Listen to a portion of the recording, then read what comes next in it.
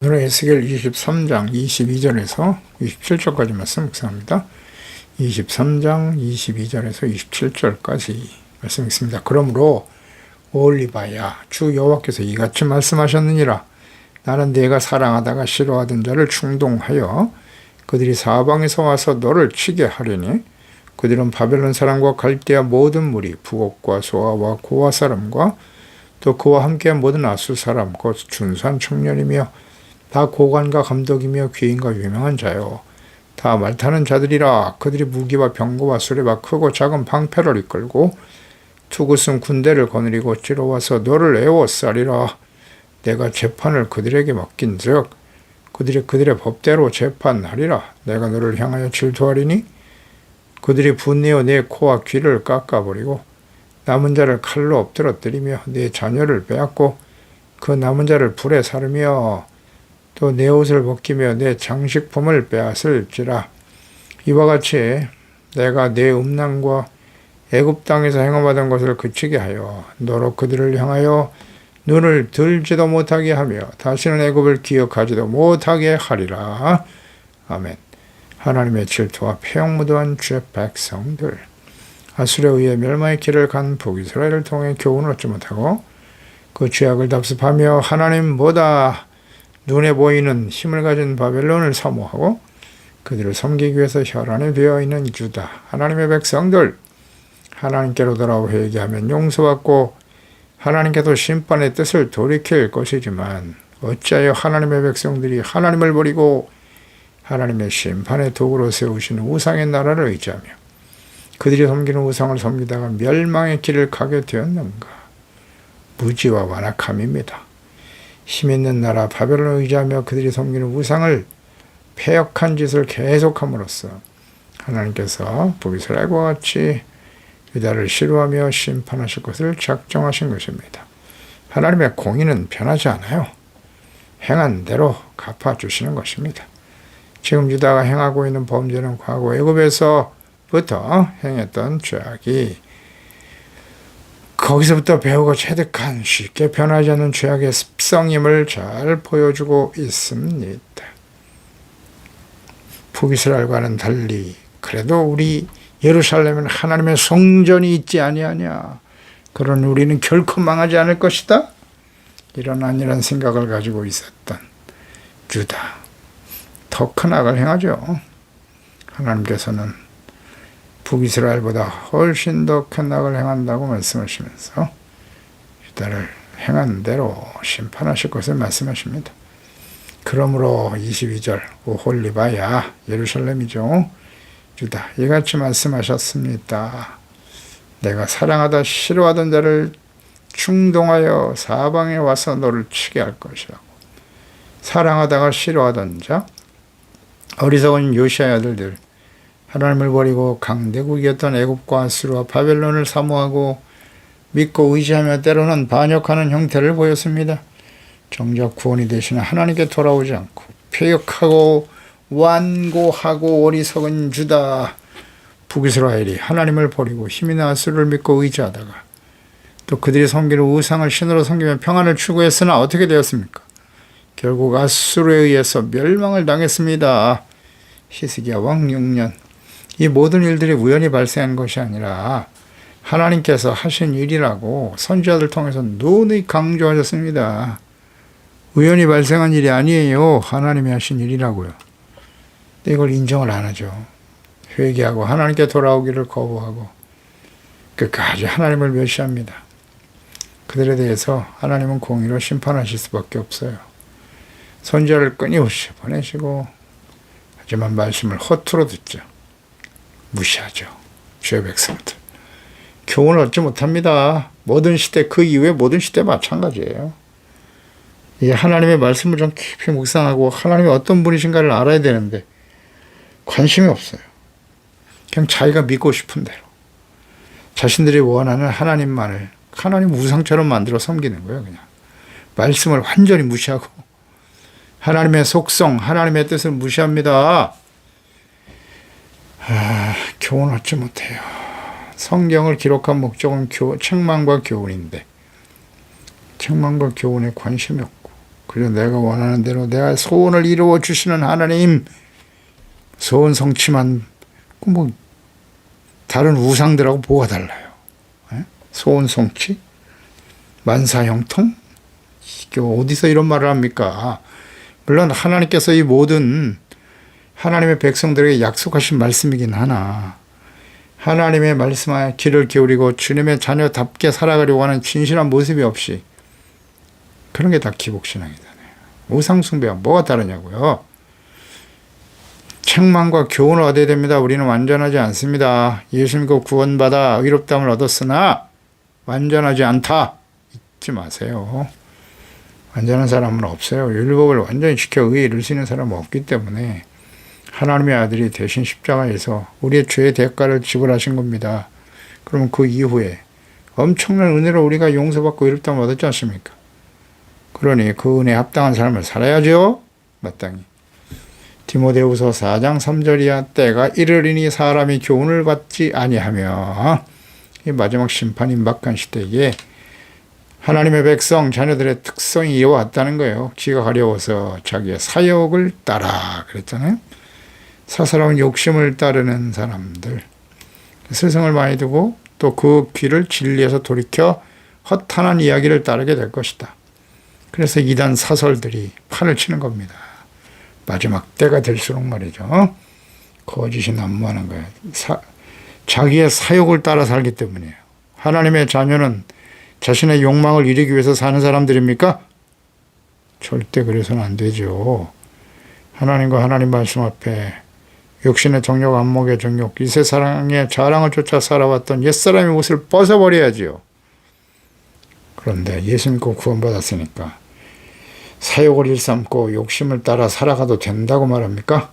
그렇게 가르치는 건 다 악한 원수 마귀의 속임수입니다. 이런 걸 분별할 줄 알아야지요. 모든 시대의 주의 백성들이 교훈을 받지 못하죠. 그래서 허탄한 거짓 선지자, 거짓 목사들의 말에 미혹이 돼요. 회개하고 돌이킬 기회를 거부하고 결국 멸망의 길을 간 것처럼 이 시대도 마찬가지겠죠. 오늘 갑자기 예수님께서 임재하시던가 재림하시던가 아니면 개인적으로 인생을 마감하고 하나님의 심판대 앞에 서겠죠. 예수님의 재림과 마지막 심판을 향해 가는 이 시대의 하나님의 자녀들, 요한계시록의 말씀이 성취되겠죠. 역사 속에. 예언하신 말씀이 다 성취됐잖아요. 요한계시록도 이루어지겠죠. 예. 그 마지막 때에 하나님의 자녀들의 모습이 이와 같다. 특성입니다. 이것은. 그래서 이 말씀 앞에서 나는 어떠한가를 잘 점검해야 합니다. 성경을 통해서 책망과 교훈을 얻고 있습니까? 나의 욕망과 소원 성취만을 위해서 말씀을 듣고 예배드리고 기도하고 있지는 않나요? 예배드리고 하나님의 말씀을 묵상하고 듣고 배우는 목적은 무엇입니까? 지식을 얻기 위해서입니까? 책망과 교훈, 의로 교육받기 위해 말씀을 묵상하고 있는가를 날마다 점검하세요. 나는 어떤 말씀을 듣기를 좋아하나요? 위로, 축복, 성공, 문제 해결, 형통, 건강, 평안, 현실적인 필요, 자신의 유익을 위해서 신앙생활을 하고 있지는 않습니까? 바벨론을 사랑하다가 미워하고 애굽을 의지하려 했던 시드기야 왕. 악을 행하며 돌이키지 않음으로써 하나님께서 말씀하신 대로 바벨론을 충동하여 침략하게 하셨다. 하나님은 어떤 분이신가? 만유의 주가 되시고 역사의 주인이십니다. 나라와 권력을 세우기도 하시고 폐하기도 하시는 절대 주권자이신 분이 하나님이십니다. 바벨론을 충동하셨다. 패역한 하나님의 백성 유다를 침공하게 하시는 하나님. 그러니까 하나님을 멸시하고 주의 말씀에 불순종하며 자신에게 평안과 유익을 줄 수 있다고 여기는 세속적인 욕망, 권력, 재물을 의지하지만 하나님께서 눈에 보이는 힘, 있는 것들을 사용하셔서 회개하지 않는 주의 자녀들을 징계하시고 심판하시는 것입니다. 이 하나님 알고 계십니까? 인정하십니까? 그런 하나님은 필요 없습니까? 그래서 과거의 이스라엘 백성들이 하나님을 버린 겁니다. 하나님보다 내가 더 믿고 의지하는 대상은 무엇인가? 재물, 권력, 힘 있는 사람들, 만나면 즐거운 친구나 사람들, 내가 하나님보다 더 좋아하는 대상은 무엇입니까? 그것이 곧 자기 인생의 가시와 올무가 될 것입니다.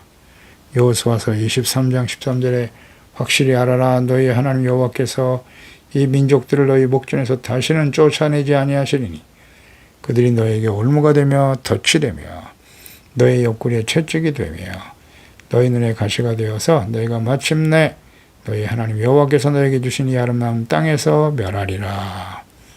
여호수아가 인생을 마감한 유언과 같은 말씀이죠. 마지막으로 남긴 말이에요.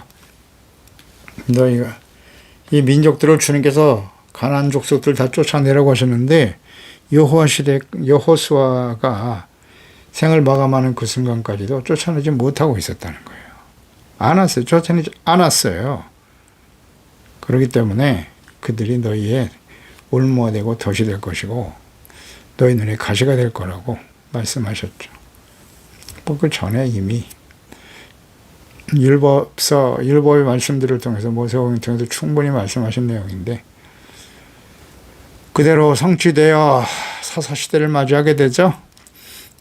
말씀대로 되었습니다. 여호수아가 죽자마자.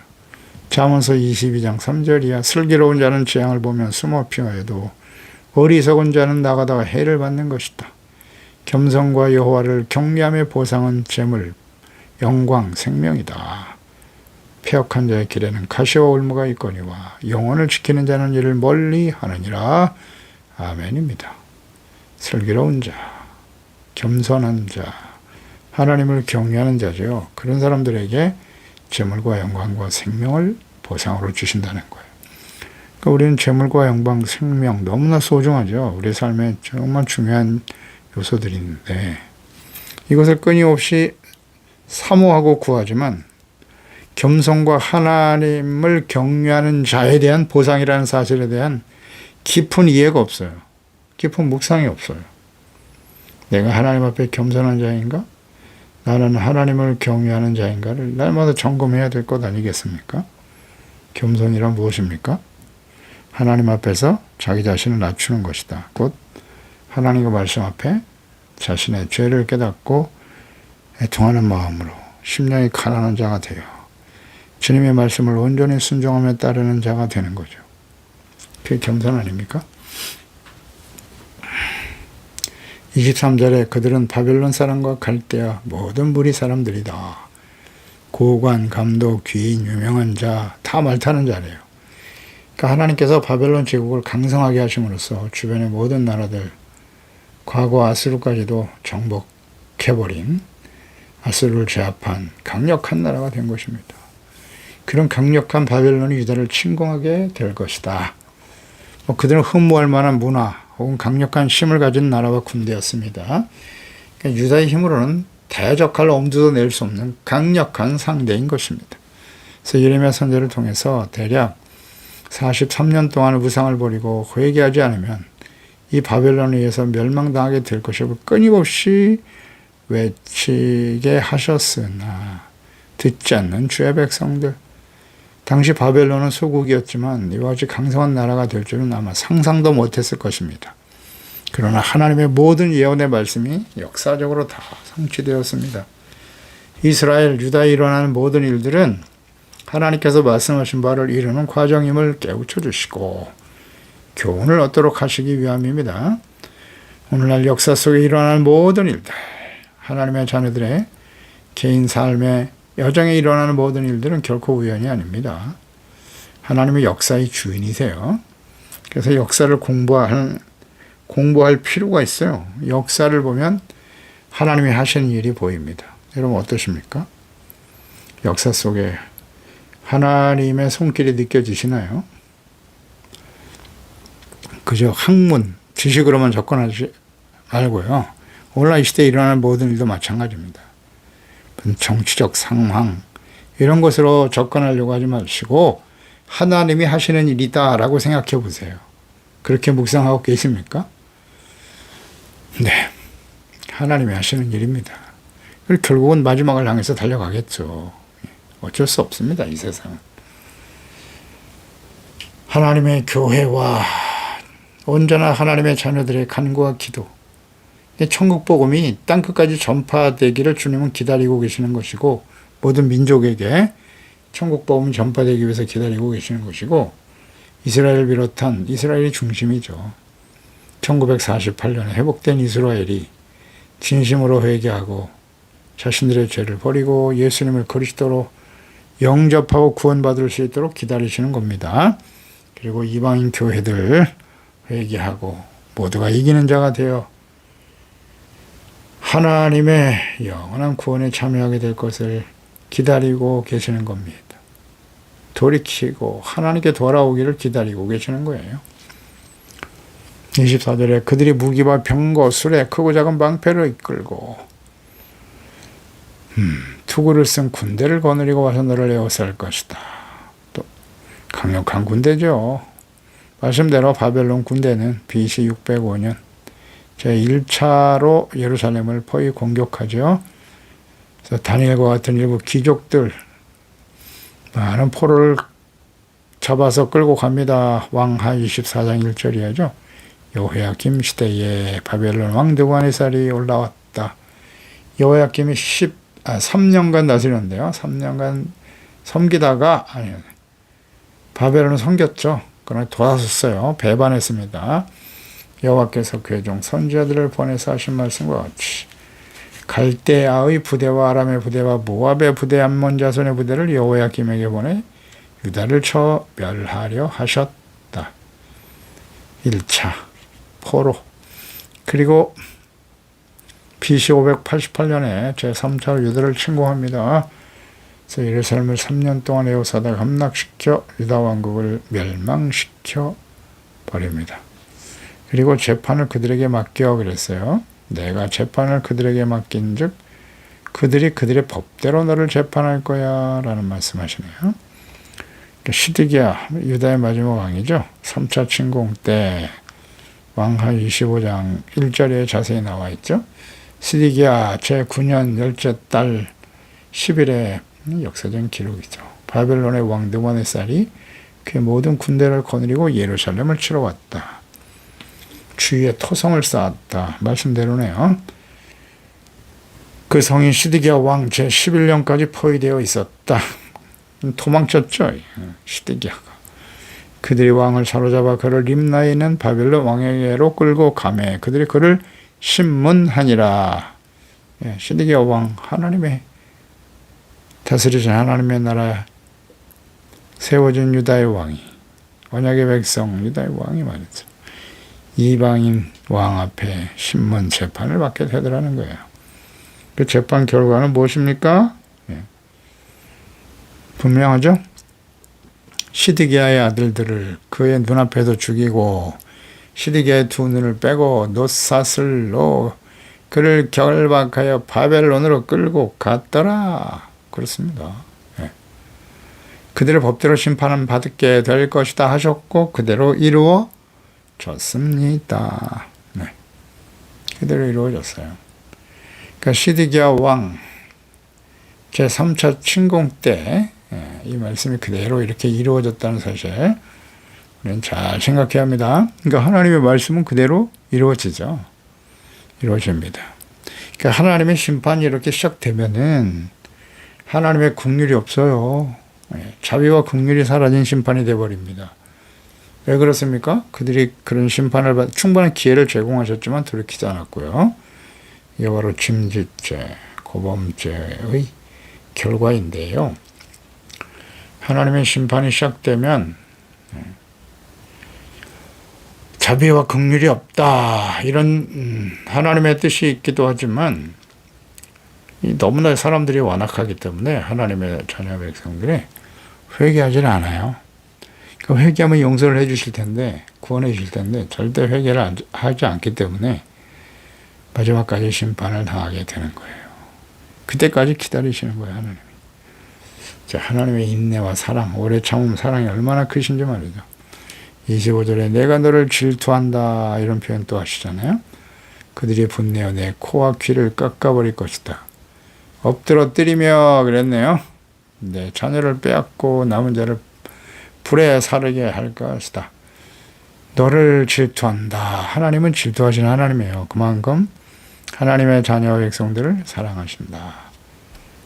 질투하시는 하나님. 하나님의 질투는 심판으로 나타나요. 신명기 4장 23절 이하 너희는 스스로 삼가 너희 하나님 여호와께서 너희와 세우신 언약을 잊지 말고 내 하나님 여호와께서 금하신 어떤 형상의 의상도 조각하지 말아라. 내 하나님 여호와는 소멸하는 불이시고 질투하시는 하나님이시다. 하나님의 속성을 바르게 알아야죠. 하나님은 이렇게 진노하시고 때로는 소멸하는 불이 되어 질투는 소멸하는 불로 나타나시는 거예요. 심판. 어떤 자에게? 우상을 섬기고 하나님 버리는 거죠. 하나님을 버리고 멸시하고 우상을 따라가는 자들에 대한 하나님의 보응이죠. 신명기 6장 15절에도 너희 중에 계신 너희 하나님 여호와는 질투하시는 하나님이신 즉 너희 하나님 여호와께서 너에게 진노하사 너를 지면에서 멸절시킬까 두려워하라. 질투하시는 하나님은 이렇게 심판으로 나타나는 거예요. 여호수아서 24장 19절 이하에도 여호수아가 백성에 이르되 너희가 여호와를 능히 섬기지 못할 것은 그는 거룩하신 하나님이여 질투하시는 하나님이시다. 너희의 잘못과 죄를 사하지 아니하실 것임이라. 너희가 하나님을 버리고 이방 신들을 섬긴다면 너희에게 복을 내리신 후에라도 돌이켜 그랬잖아요. 너희에게 재앙을 내리시고 너희를 멸하실 것이다. 백성이 여호수아에게 말하되 아니니이다 우리가 여호와를 섬기겠나이다 하는지라. 이것도 역시 여호수아가 유언과 같이 남긴 말씀이죠. 복을 내리신 후에라도 돌이켜 너에게 재앙을 내리신다고. 이방 신들을 섬기게 된다면 하나님을 버리고 이게 역사 속에 계속 진행되죠. 우리는 하나님만 섬기겠습니다. 아멘으로 화답했습니다만은 여호수아가 죽은 다음 여호수아가 우려한 대로 그들은 하나님을 버리죠. 우상을 섬깁니다. 주변 이방 나라들에게 압제를 당하고 사다시대의 비극을 초래하고 말았습니다. 이건 모든 역사 속에 계속되고 사사시대의 이제 마지막 사사가 사무엘 아니겠습니까? 사무엘 시대는 결국 하나님을 버리잖아요. 왕이신 하나님을 버리고 사람이 왕이 되어 다스려 주세요. 그렇게 시작된 왕정시대의 결말이 이와 같도다. 너무나 당연하죠. 왕이신 하나님을 버리고 사람이 왕이 되어 다스리는 세상 이방 나라들과 같이 열방과 같이 우리도 그렇게 해주세요. 세상을 받아들인 거예요. 세속화되어 버린 거죠. 굉장히 중요한 문제입니다. 이건. 하나님이 진정 우리의 삶의 왕이십니까? 주인이신가요? 우리는 그분의 다스림과 그분의 말씀에 순종하며 살아가는 것이 진정 삶의 우선순위로 삼고 살아가고 있나요? 그렇지 않을 때 나타나는 결과가 이와 같다. 성경을 통해서 역사를 통해서 우리가 확인할 수 있는 바입니다. 교훈을 얻고 있나요? 나와 상관이 없습니까? 너의 코와 귀를 깎아버린다. 남은 자를 칼로 엎드려뜨릴 것이다. 이런 말씀하시네요. 과거 그 시대의 문헌에 보면 코나 귀를 베는 것은 당시에 애굽이나 아수르 나가서 헬라 제국 로마에게까지 간음하고 음행한 자들의 행해졌던 심판의 일종이라고 합니다. 이 말씀은 하나님을 떠나 이방 열국들을 의뢰하고 우상 숭배하는 음행의 죄를 범한 주의 백성들에 대한 하나님의 심판이라고 볼 수 있습니다. 당시의 백성들은 내 코와 귀를 깎아버린다. 이 말씀의 의미가 무엇인지 알았을 거예요. 음행하고 간음을 행하는 자들에게 행한 형벌이었거든요. 그러니까 우리가 하나님을 버리고 우상을 섬기는 것, 하나님이 끊임없이 음행, 간음이라고 말씀하셨잖아요. 영적 간음에 대한 하나님의 심판이 이와 같구나. 충분히 이해할 수 있는 말씀이었겠죠.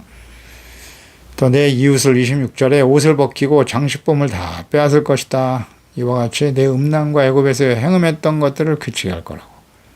그들을 향하여 눈을 들지도 보지도 못하게 할 거야. 기억하지도 못하게 할 것이다. 장식품 빼앗긴다.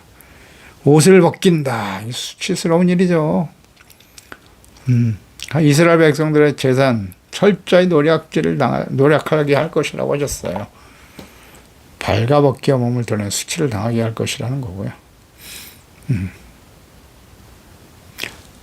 음란과 애굽 땅에서 행함했던 것을 그치게 할 것이다. 그러니까 하나님의 심판의 목적. 그러니까 일단 원인은 우상 숭배이고요. 목적은 애굽의 우상들에게 다시는 눈을 들지도 못하게 한다. 돌아보지도 못하게 할 것이고 기억도 못하게 하실 것이다. 그러니까 이스라엘 백성들에게 있어서 애굽이라고 하는 것은 구원받기 이전의 삶이잖아요. 그래서 이전에 애굽으로 돌아가지 말라. 옛사람의 모습을 따르지 말라고 끊임없이 강조하시는 거예요. 옛사람 애굽에서 그들은 이미 충분히 애굽의 우상들에게 영향을 받으며 살았습니다. 그걸 벗어버려야 된다고 주님께서 계속 강조하시죠. 오늘 우리도 마찬가지입니다. 예수 그리스도를 믿고 구원받은 이후에 이렇게 과거 육체의 욕심을 따랐던 구속을 따른 옛사람을 끊임없이 벗어버려야 돼요. 그렇지 않으면 하나님의 공의가 작동할 수밖에 없음을 잘 알아야 합니다. 그 과거에 애굽 땅에서부터 행음했던 것을 그치게 하기 위해서 하나님이 지금 징계하시고 심판하시는 것이다. 심판의 원인과 목적에 대한 분명한 이해가 있어야 돼요.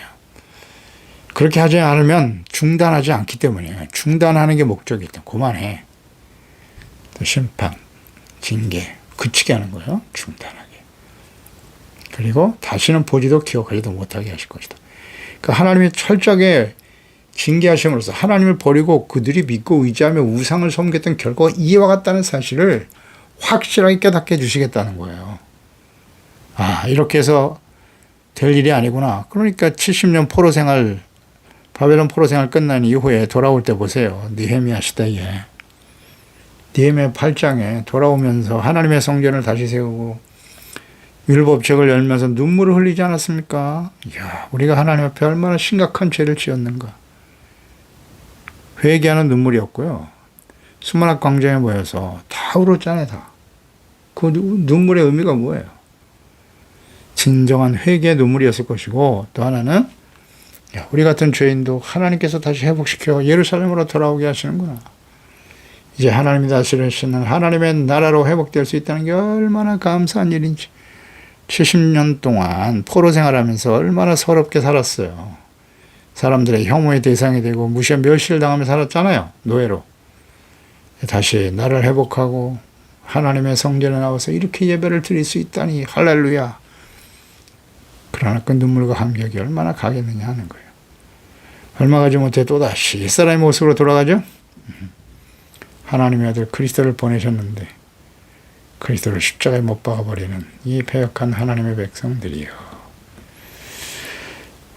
이거 참 쉽지 않습니다. 이것을 통해서 교훈을 얻어야 돼요. 모든 시대에 계속됐어요. 계속됐습니다.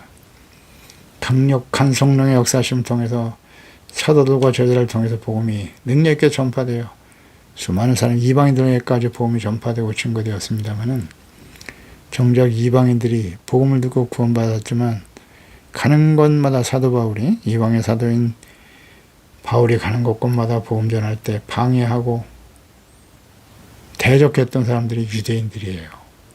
지금까지도 그렇죠. 지금까지도 아주 완악합니다. 하나님의 백성들. 그러니까 징계와 심판의 목적에 대한 분명한 이해가 있어야 돼요. 그치게 하는 것이다. 그렇게 하지 않으면 그치지 않으니까요. 다시는 보지도 기억하지도 못하게 하실 것이다. 우상의 실체를 잘 이해하셔야 됩니다. 이 우상이 뭐라고요? 자기를 위하여 하는 모든 것이 우상이에요. 자기 중심이죠. 자기 본위의 신앙생활 혹은 자기 편의주의적인 신앙생활. 그렇죠. 자기 중심이에요. 교만이죠. 그게 곧 불순종, 하나님 말씀을 거역하는 것, 탐심, 기복신앙, 하나님이 아닌 재물을 주인으로 섬기는 것, 이게 다 우상입니다. 징계와 환난을 지날 때 내 마음의 성전에 우상의 실체를 발견하고 회개하고 정결하게 하는 일에 힘써야 하는 것입니다. 기도하겠습니다. 하나님 아버지, 오늘도 주의 말씀을 통해서 하나님의 택한 언약의 백성들, 그들이 끝까지 하나님께 돌이키지 못하네요. 북이스라엘이 멸망하는 것을 보았으면서도 유다도 동일한 길을 갑니다. 그들보다 더 악한 일을 행하고 회개하고 돌아오지 않네요. 하나님이 끝까지 기다리시는데 하나님의 질투하심으로 하나님의 심판으로 나타나게 되는 것을 잘 보게 됩니다. 교훈을 얻지 못하는 백성들, 하나님의 공의 심판을 향해 가는 주의 자녀 백성들, 모든 시대에 그러했고요. 특히 마지막 심판이 임박한 시대의 주의 백성들의 특성이 이와 같고 오늘날 시대의 우리의 모습이 또한 그러합니다. 하나님 회복시켜 주신 이스라엘 여전히 그리스도를 거부하고 예수 그리스도를 믿고 따르는 그리스도인들을 지금 대적하고 학대하고 박해하고 있습니다. 돌이킬 생각이 없는 것 같아요. 그래도 그들 중에 구원받을 영혼들이 있어 복음이 전파되게 하시고 기다리시는 하나님, 예수 그리스도를 믿고 구원받은 하나님의 자녀들이 약하고 패역한 세대를 본받고 따르고 있습니다. 주여, 우리들이 하나님 앞에 정신을 차리고 하나님의 말씀과 뜻을 바르게 깨달아 두렵고 떨림으로 과거의 이스라엘 백성들처럼 행하지 아니하고 회개하고 돌이켜 겸손한 자세로 다시 오실 주님, 혹은 우리가 주님 앞에 서게 될 그날을 바라보면서 지혜롭게 준비되어 질투하시는 하나님이라는 거 잊지 말고 주님을 사랑하고 그 말씀을 잘 지켜 순종하는 깨어있는 진실한 하나님의 자녀로 설계 도와주세요. 예수님의 이름으로 기도드립나이다. 아멘.